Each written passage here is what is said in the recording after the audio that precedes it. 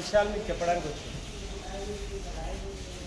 ఏంటంటే మన తెలంగాణ గవర్నమెంట్ 2014 మన ఇళ్ళలో లేడీస్ మన సిస్టర్ కానీ మన అమ్మలు ఎవరైనా చిన్నపిల్లలు మన పిల్లలు ఉంటారు, స్కూల్కి పోతుంటారు, కాలేజీకి పోతుంటారు.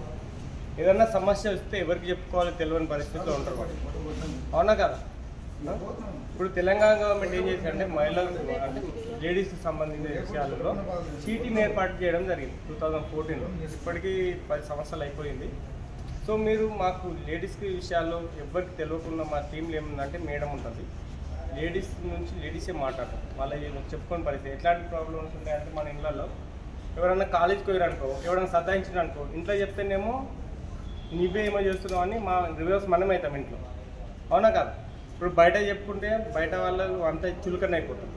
ఇప్పుడు పోలీస్ స్టేషన్ పోయిగిటంగా మనం చెప్పాలంటే ఏమనుకుంటారు అన్నట్టు ఒక మనసులో పెట్టుకొని సొసైటీ వరకు వచ్చే కేసెస్ చాలా ఉన్నాయి. ఓకేనా? అట్లాంటివి ఉండకూడదని, అలాంటి ప్రాబ్లమ్స్ కావద్దని సిటీని ఏర్పాటు చేయడం జరిగింది. మన సైబరాబాద్ ఇలాకాలో మొత్తం 11 టీంలు ఉంటాయి.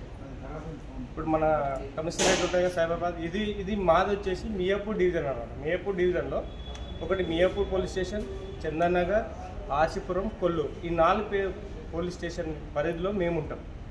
ఈ ఏరియాలో ఎవరికైనా లేడీస్కి సమస్య ఉంటే మా నెంబర్ వచ్చేసి 9490617444. ఈ నెంబర్కి ఏం చేయాలంటే చిన్న మెసేజ్, అంటే నేను ఇక్కడ ఉంటే నా ప్రాబ్లం ఇది, నన్ను ఇట్లా సతాయిస్తారు, ఏ లేడీస్ అయినా దానికి కంప్లీట్ చేయొచ్చు. చిన్న మెసేజ్ పెడితే వాళ్ళ ప్రాబ్లం మేమే మీ దగ్గరకు వస్తాం. మా దగ్గర పోలీస్ స్టేషన్ రానవసరం లేదు.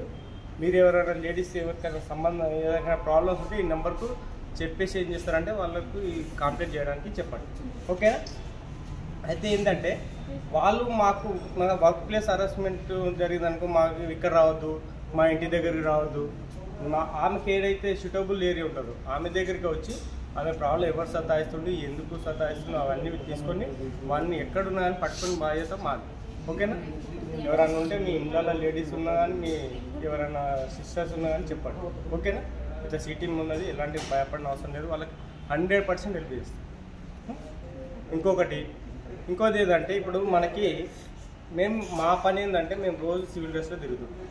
ఎక్కడైతే గ్యాదరింగ్ ప్లేసెస్, ఇప్పుడు బస్ స్టాప్ కానీ, రైల్వే స్టేషన్ కానీ, కంపెనీ ప్లేస్లో కానీ, స్కూల్ వదిలే టైం కానీ, కాలేజ్ వదిలే టైం మేము అక్కడక్కడ నిలబడి ఏం చేస్తామంటే మా దగ్గర కొన్ని కెమెరాస్ ఉంటాయి, బటన్ కెమెరా, పెన్ కెమెరా, వాళ్ళతోటి వీడియో తీసుకుంటాం. మేము ఎవడన్నా లేడీస్ సతాయిస్తున్నా, ఎక్స్ట్రాల్ చేస్తున్నా, ఎవడన్నా మళ్ళా ఇస్తారా చేస్తున్నా, అలాంటి వీడియో తీసుకొని అక్కడే పట్టుకున్నాం. అవి ఎవ్వరు కంప్లీట్ చేయని అవసరం లేదు. మేము సుమోటోగా తీసుకొని కేసు తీసుకొని జైలు వేసి వానికి సజా ఏదైతే కానూన్తో తోడ్పడి ఏదైతే ఉందో వాళ్ళకి పనిష్మెంట్ ఉంటుంది.